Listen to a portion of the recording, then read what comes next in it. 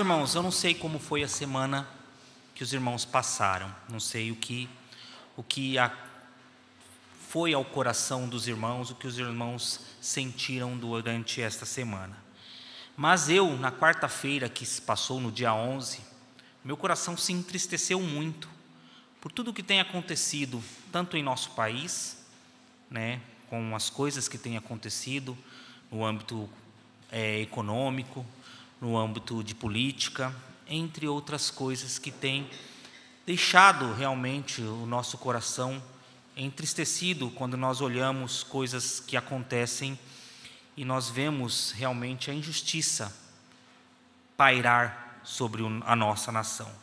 Mas o que realmente me entristeceu nesses dias, e no dia 11 principalmente, foi quando eu, por 2 vezes, vi 2 cenas que me abalaram demais, muito. Eu cheguei até em casa realmente meio transtornado, meio quieto, uma pessoa que já sou quieto, minha esposa sabe bem que eu não falo pouco, mas cheguei um pouquinho acima do normal quieto.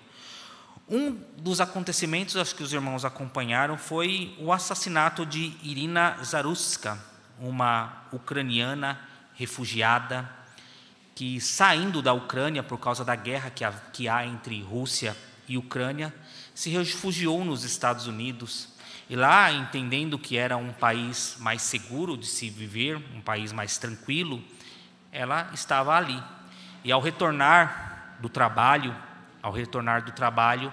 ela, ao sentar no banco de um metrô, foi brutalmente esfaqueada no peito, no pescoço, mas pelas costas, por um homem alto, negro, que acabou a esfaqueando e tirando a vida desta mulher, desta jovem que estava fugindo de uma guerra em seu país natal para tentar uma nova vida, mas alguém tirou a sua vida. E no mesmo dia, Charles Kirk, um conservador cristão, pai de 2 crianças, um menino de 1 ano e meio, uma menina de 3 anos, esposo cristão, ao estar debatendo com universitários, ele tomou um tiro no pescoço que pegou a sua veia carótica, ou a que nós conhecemos como jugular, e também veio a falecer nesse debate na universidade nos Estados Unidos. Essas 2 cenas me comoveu demais.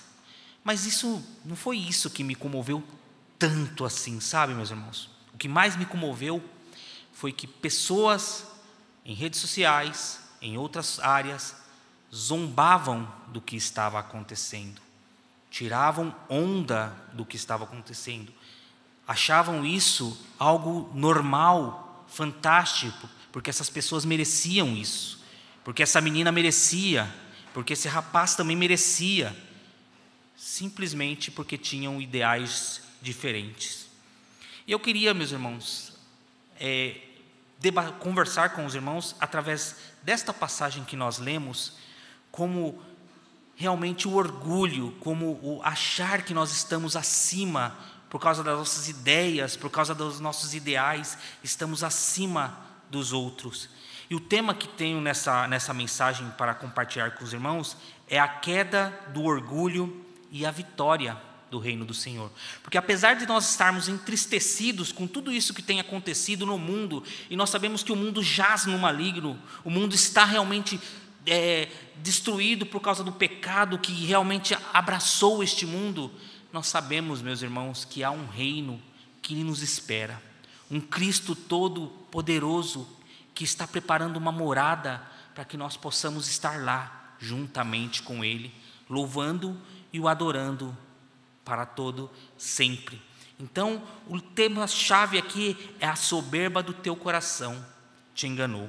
E o livro de Obadias, meus irmãos, embora seja o menor livro do Antigo Testamento, ele traz essa mensagem poderosa sobre o juízo de Deus, o juízo de Deus contra o orgulho humano, e a nossa esperança como servos do Deus vivo na restauração do seu povo e na restauração de novos céus e de nova terra.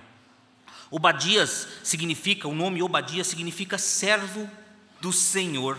E ele anuncia então neste livro a destruição de Edom, os descendentes de Esaú. E esses descendentes, Edom mantinha uma hostilidade constante contra Israel, contra os descendentes de Jacó. E durante as invasões que lá estavam, que Israel sofria, Edom não apenas se alegrava com aquilo que estava acontecendo, mas Edom também colaborava contra os inimigos de Israel, saqueando os bens, entregando os fugitivos. Por isso, meus irmãos, o juízo de Deus veio contra Edom e foi pronunciado contra este povo, porque este livro nós podemos destacar 3 pontos que nós vamos trabalhar: que o orgulho leva à ruína, que o juízo de Deus é justo e inevitável, e o reino de Deus pertence ao Senhor e não aos homens. Como nós não vamos ler o livro novamente, eu quero trazer mais algumas informações básicas para nós entrarmos realmente na história deste livro, na história desta guerra entre Edom e Israel. Obadias, ele foi um profeta com seu ministério profético situado no Reino do Sul, ou seja, no Reino de Judá. E a data do ministério de Obadias, existe uma controvérsia entre aqueles que estudam as Escrituras Sagradas. Por quê? Alguns datam do 5º século, outros do 8º século antes de Cristo. Por que disso? Porque Israel, muitas vezes enfrentou invasões, e ao todo eles enfrentaram 5 invasões. A primeira invasão foi a invasão do reino do Egito, através do rei Sisac, lá no ano de 926 a.C. Está lá em 1 Reis 14, de 25 a 26. Os irmãos podem até anotar aí como um estudo para casa, porque para os irmãos olharem aí as invasões. 1 Reis 14, de 25 a 26, está lá a primeira invasão que Israel enfrentou. A segunda invasão foi pelos filisteus, em 848 a 841 a.C.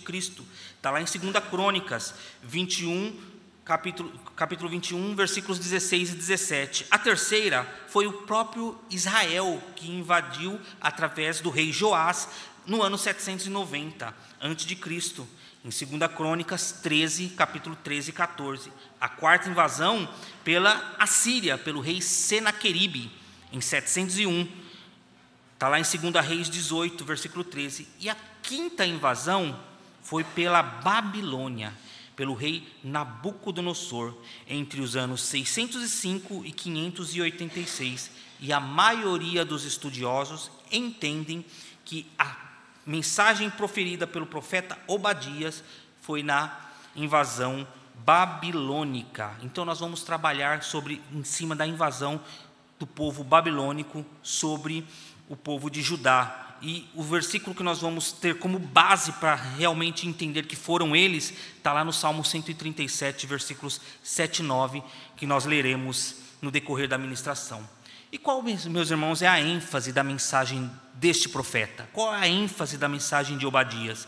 Obadias consiste em uma profecia contra os edomitas.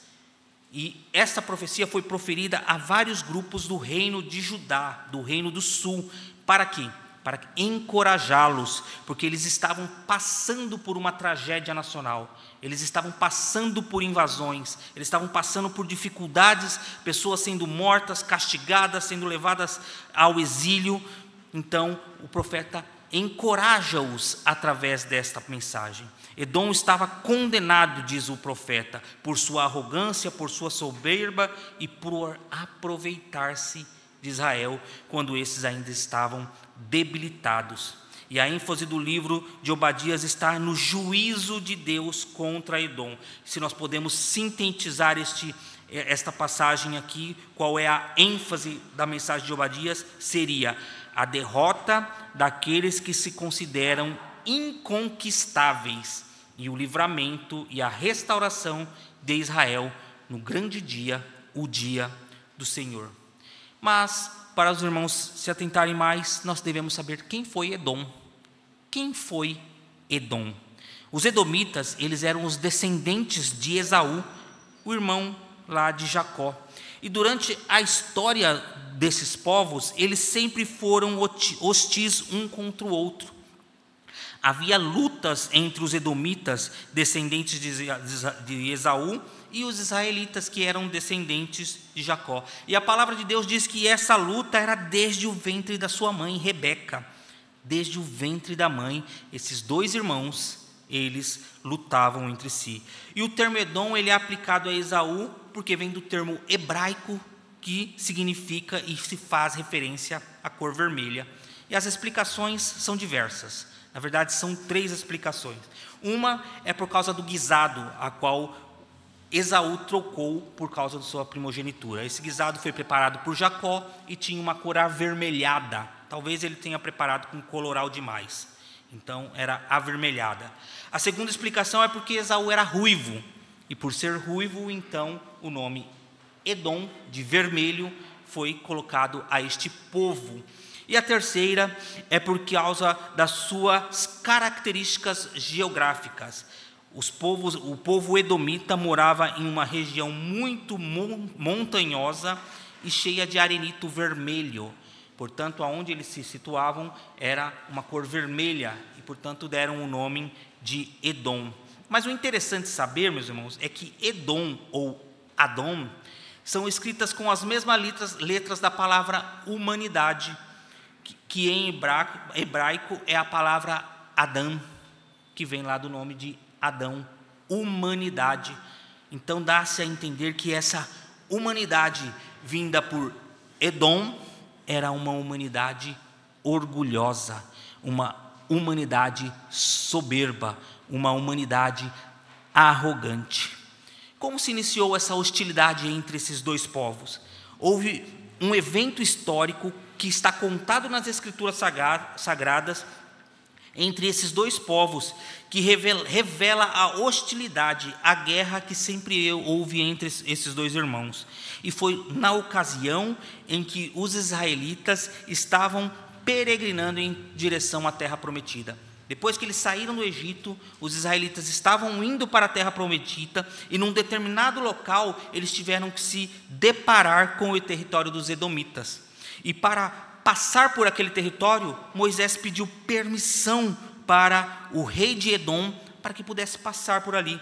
E ainda ele disse que se o povo precisasse de alguma coisa, ele se comprometeu a pagar qualquer coisa que porventura os israelitas viessem a precisar durante esse caminho. Mas sabe qual foi a resposta do rei de Edom? Ele se recusou, ele não deixou que o povo de Israel passasse por aquele lugar.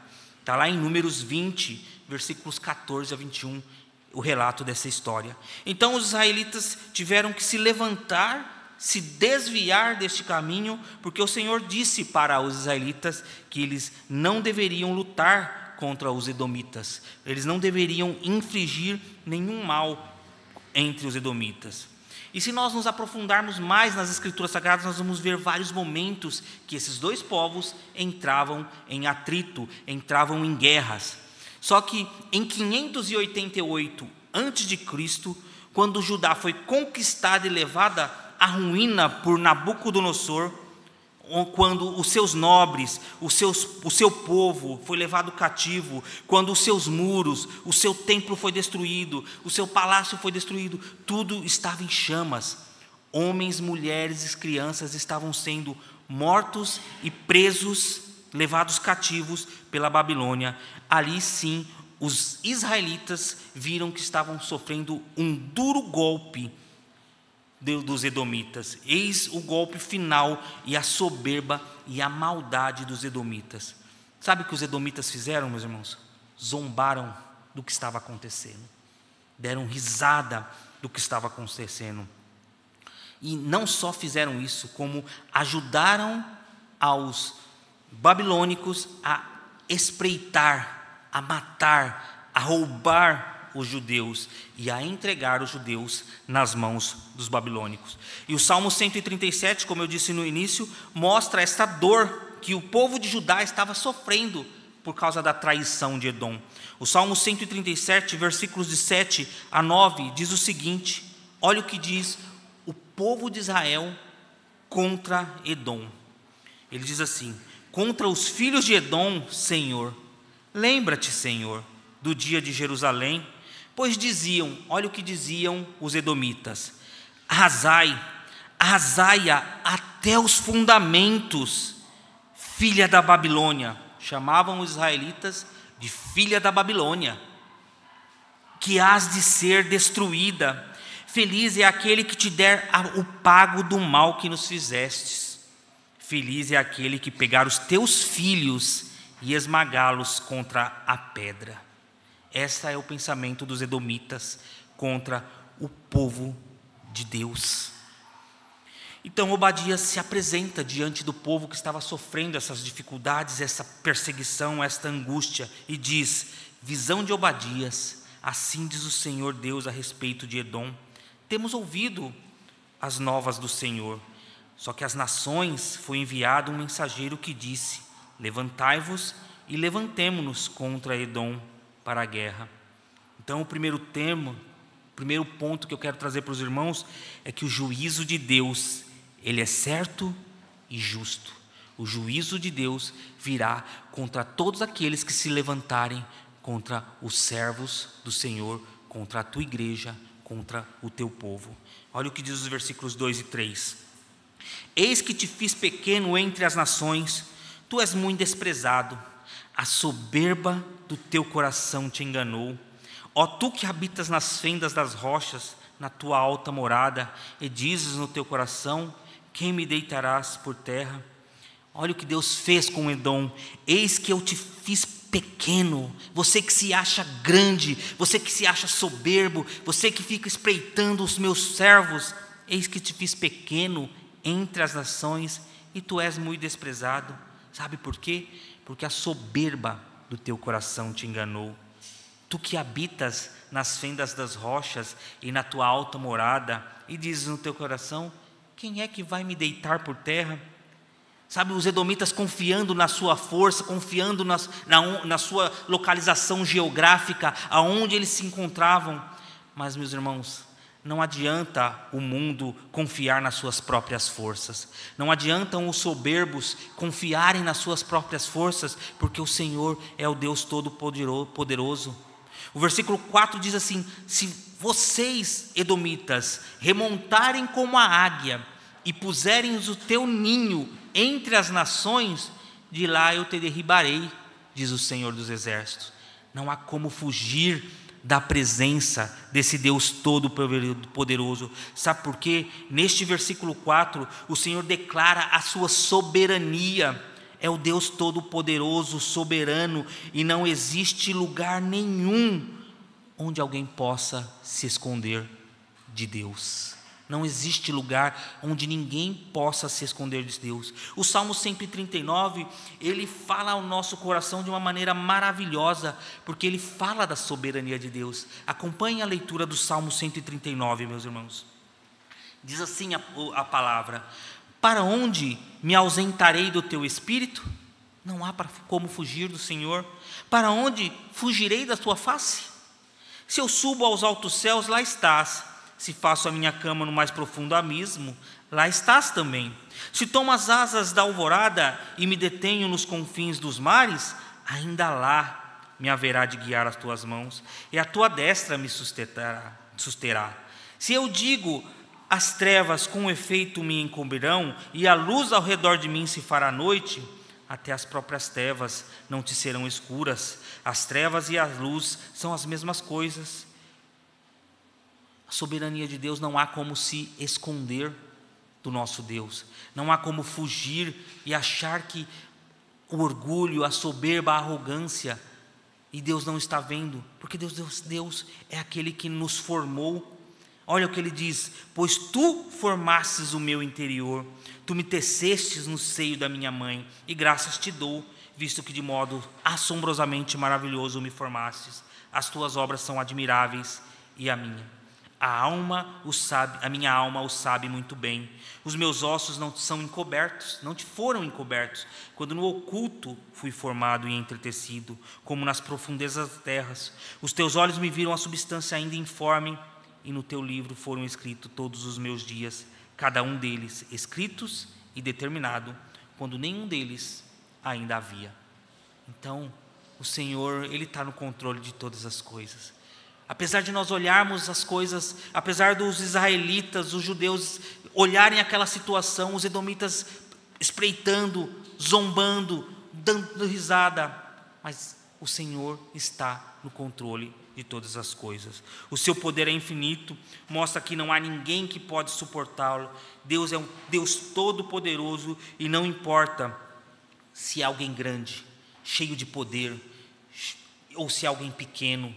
Não importa se é alguém poderoso, se é alguém que tem status, se é alguém que é alguém líder de nação, ou se é alguém fraco. Não há como se esconder. Todos estarão diante do tribunal de Deus. E o tribunal de Deus é um tribunal que julga foro íntimo. É o único tribunal que conhece cada um dos nossos pensamentos. Cada um dos nossos pensamentos, Ele julga foro íntimo, e todos estaremos diante de Deus. Uns para a alegria eterna. Uns estarão para a alegria eterna, mas outros para a condenação eterna. Por isso o profeta diz: se remontares como a águia, puseres o teu ninho lá entre as estrelas, de lá eu vou te derrubar, diz o Senhor. Deus traz justiça e vencerá, assim como fez com Edom. Deus trará justiça no grande dia do Senhor aos ímpios, e não restará nada, afirma os próximos versículos. O juízo do Senhor, ele é total.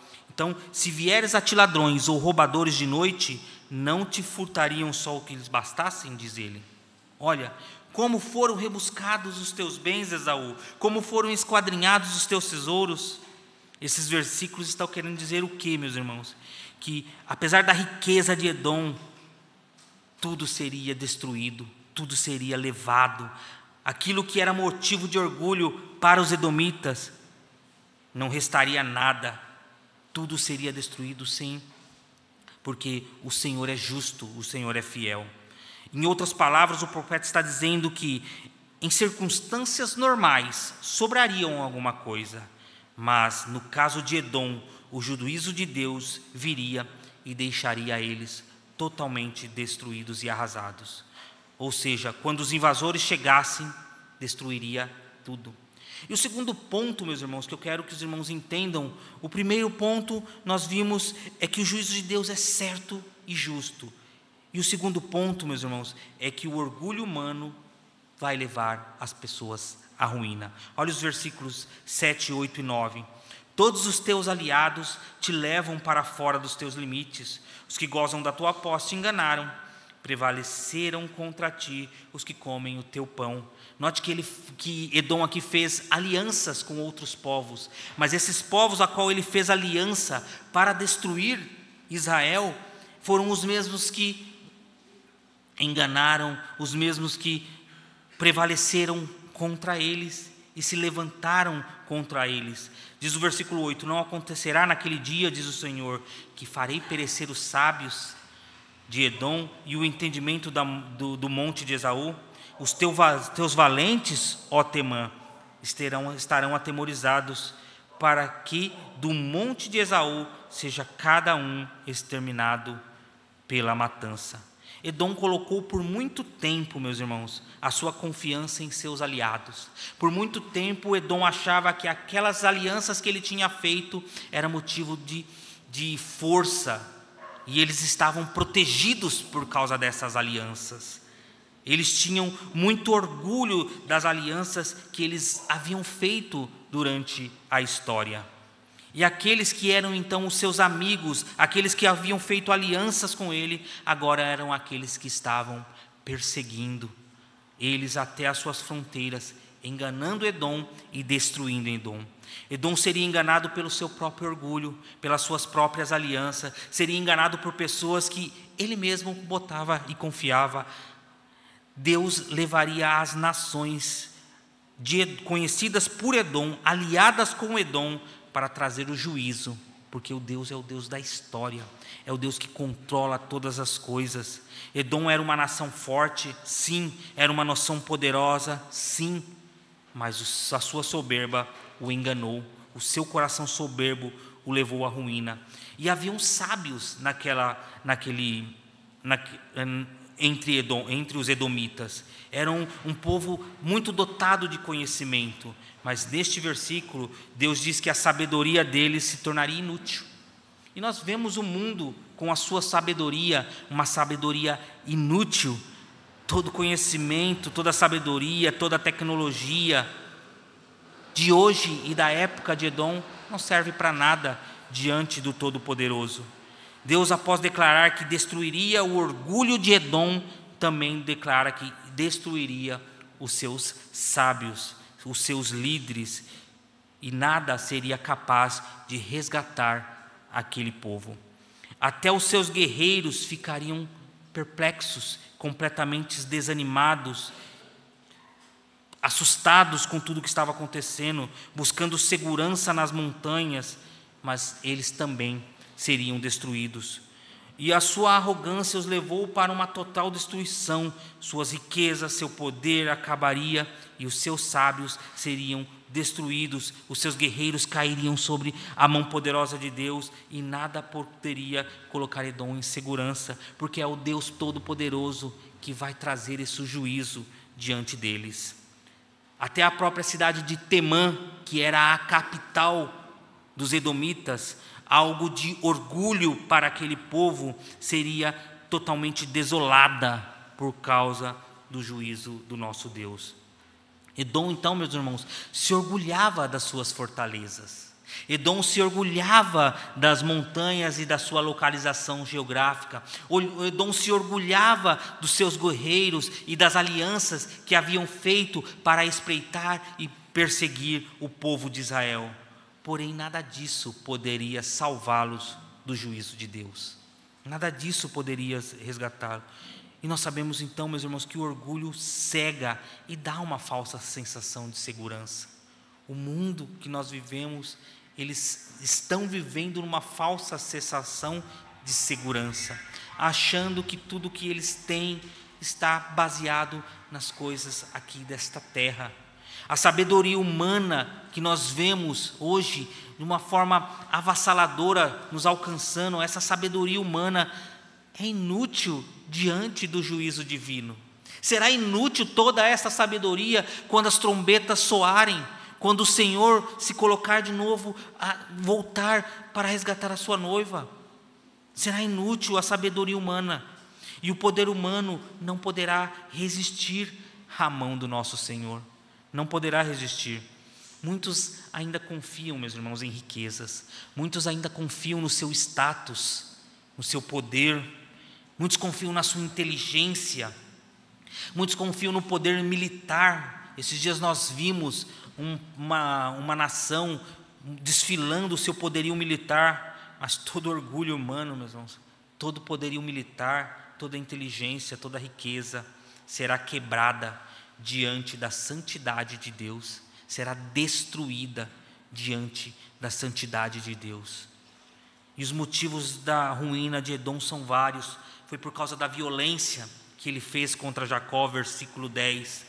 Foi porque, estando presente, eles levaram os bens dos estrangeiros, e eles entraram pelas portas de Jacó, entraram pelas portas do povo de Deus e deitaram sorte sobre Jerusalém.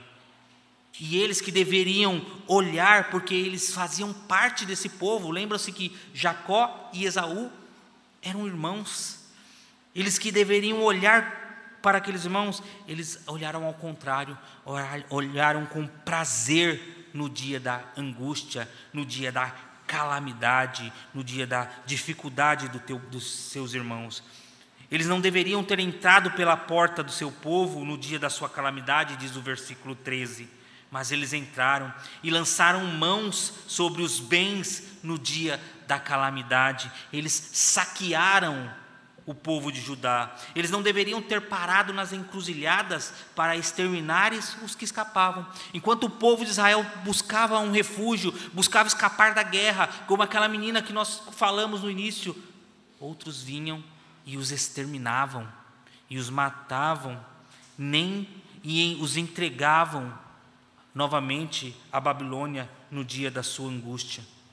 Então por que eles foram destruídos?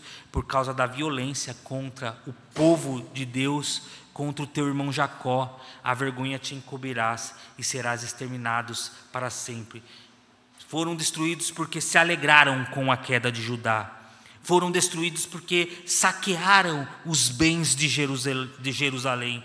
E foram destruídos porque impediu a fuga dos judeus, entregando-os como prisioneiros aos seus inimigos, e zombaram de toda aquela situação de destruição do povo de Judá. A violência e a arrogância contra o povo de Deus trouxeram este juízo a Edom. O juízo de Deus chegou aos edomitas, pois eles não só ajudaram a roubar, não só ajudaram a entregar, mas eles também mataram o povo de Deus. Eles realmente espizinharam, levaram até as últimas consequências o seu ódio pelo povo de Deus. E esse juízo chegou então, pois a sua maldade chegou até o trono do Deus Altíssimo, e essa maldade chegou até Deus, que veio com a sua mão forte e poderosa. Então, assim, meus irmãos, como Edom, o mundo hoje muitas vezes se levanta também contra a sua igreja. Não é só no tempo dos apóstolos, não é só no tempo lá dos pais apostólicos, dos pais apologetas, não foi só no tempo, não, nos dias de hoje, meus irmãos.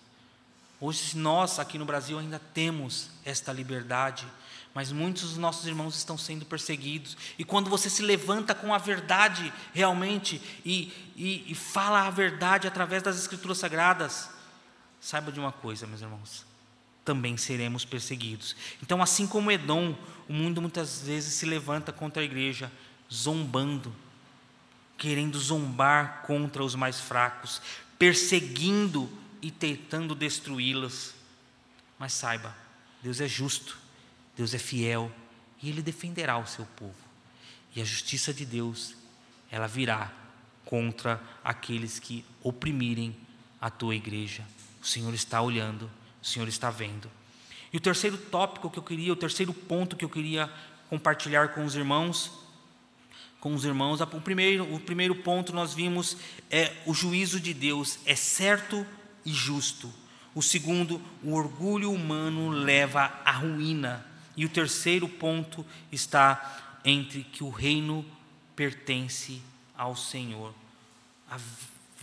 O dia do Senhor, o dia vindouro do Senhor. O versículo 15 diz assim: porque o dia do Senhor está prestes a vir sobre todas as nações. Notem aqui, meus irmãos, que nós estávamos falando de uma nação, de Edom. E aqui o autor, o profeta Obadias, ele muda e diz: o dia do Senhor está prestes a vir sobre todas as nações. Como tu fizestes, assim se fará contigo. Como tu fizestes, assim se fará contigo. E o versículo 21, salvadores hão de subir ao monte Sião, para julgarem o monte de Esaú, e o reino será do Senhor. O reino será do Senhor. Quem eram essas nações, meus irmãos, que o profeta está dizendo aqui? Se os irmãos voltarem em Jeremias 46, vocês vão ver que o Jeremias ele vai fazer profecia contra várias nações em Jeremias 46, contra o Egito, contra Moabe, contra Amon, contra Quedar, contra Azor e até contra a própria Babilônia. E essas profecias, ela é uma tipologia do grande dia do Senhor, da volta de Cristo Jesus, que julgará todas as nações. Todas as nações serão julgadas naquele grande dia.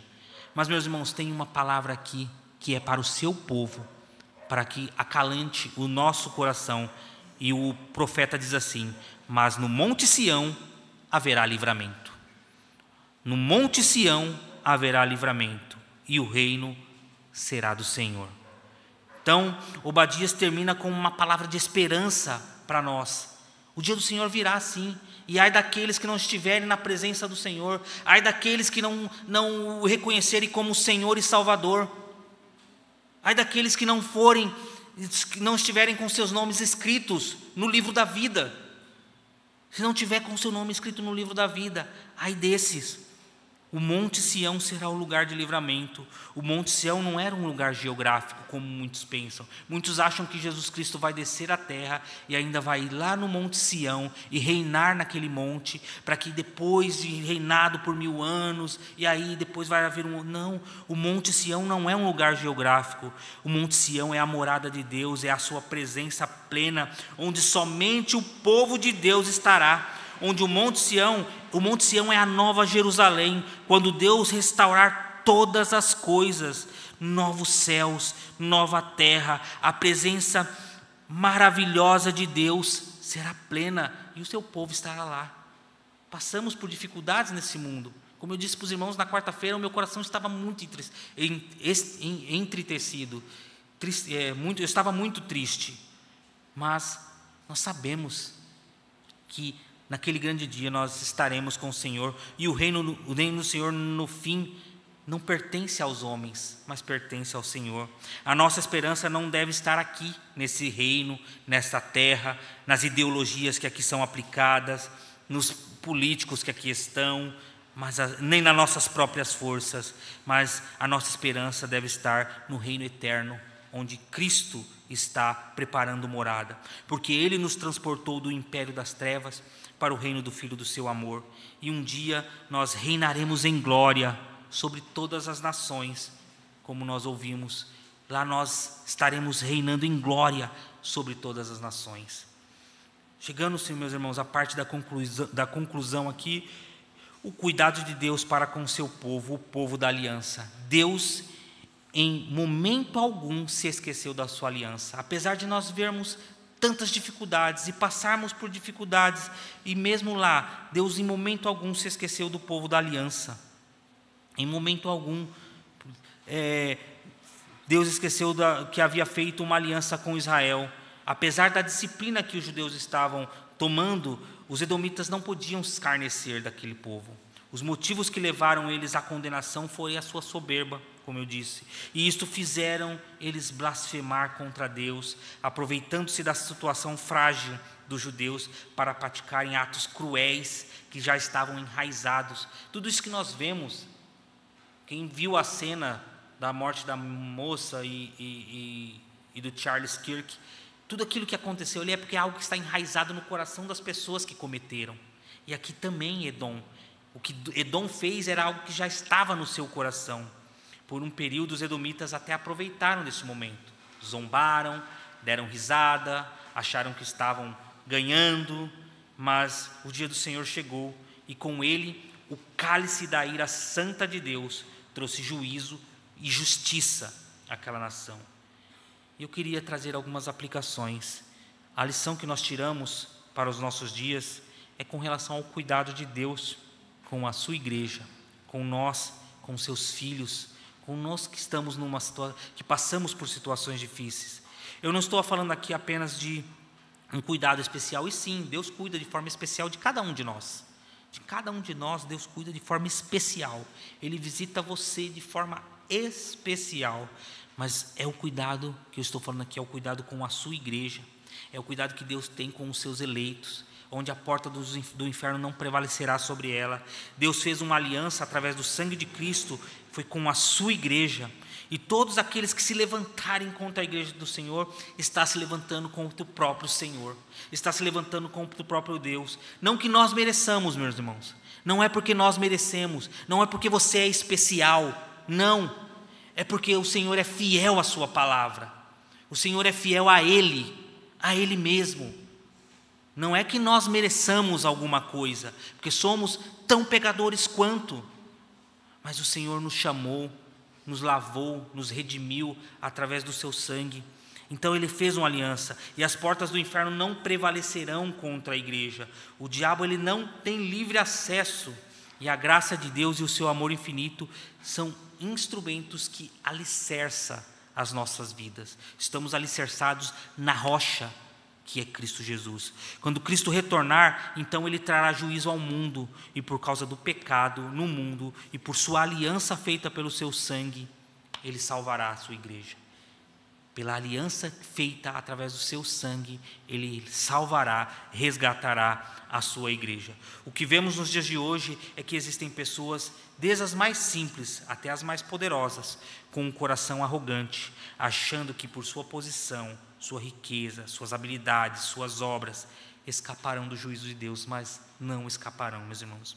Ai daqueles que colocarem a sua confiança em seus feitos. Este foi o grande erro de Edom. Este foi o grande erro de todos os homens na história. A nossa confiança não deve estar em nossas obras, nem em nossas riquezas, e nem no nosso coração, porque ele é enganoso. Mas a nossa confiança deve estar nas mãos de Deus, que é o autor e consumador da nossa fé. Nos dias de hoje, que falsa esperança tem o mundo, que procura depositar sua esperança em suas próprias forças, em seus sábios e em seus exércitos, em suas riquezas. Tudo isso um dia não valerá de nada, diante daquele que julga todas as coisas com equidade. E assim como os edomitas que confiaram em sua própria força, receberão também condenação. Assim será para aqueles que depositarem a sua confiança nas coisas aqui da terra. O mundo vive assim. O mundo caminha a passos largos para o juízo de Deus. Assim como os edomitas que enfrentaram o dia do Senhor, assim é o mundo. Por isso que nós temos que levar esse evangelho à frente, pregar as boas novas de Cristo, para que Cristo esteja resgatando aqueles que são seus desse mundo que está caído. No dia do Senhor, todos prestarão contas a Deus. Todos prestarão contas a Deus. Então, que este livro nos ensina: o orgulho leva à queda. O juízo de Deus, ele é justo e inevitável. O Senhor trará justiça a esse mundo, mas o seu reino vai permanecer para sempre. Cristo venceu o orgulho com humildade. Ele foi humilde e morreu uma morte de cruz. Ele, mesmo sendo Deus, não o julgou com usurpação ser igual a Deus. Antes se esvaziou e morreu uma morte de cruz. E ele também tomou sobre si o nosso juízo. Sabe? Aquilo que era para ser nosso, nós deveríamos estar naquela cruz, mas o Senhor levou naquela cruz os nossos pecados para que pudéssemos estar com Ele. E Ele então reina para sempre e um dia buscará a tua igreja. Que essas palavras possam entrar nos nossos corações, mesmo em dias difíceis, para que possamos descansar no Senhor. Eu sei que dias nós, como na quarta-feira eu estava muito triste, às vezes nós passaremos por esses dias, passaremos por dias mais tristes, mais cabisbaixos, mas lembre-se sempre, o Senhor trará justiça, o Senhor vai vir buscar a sua igreja, para a honra e glória do teu santo nome. Amém? Que Deus nos abençoe, meus irmãos.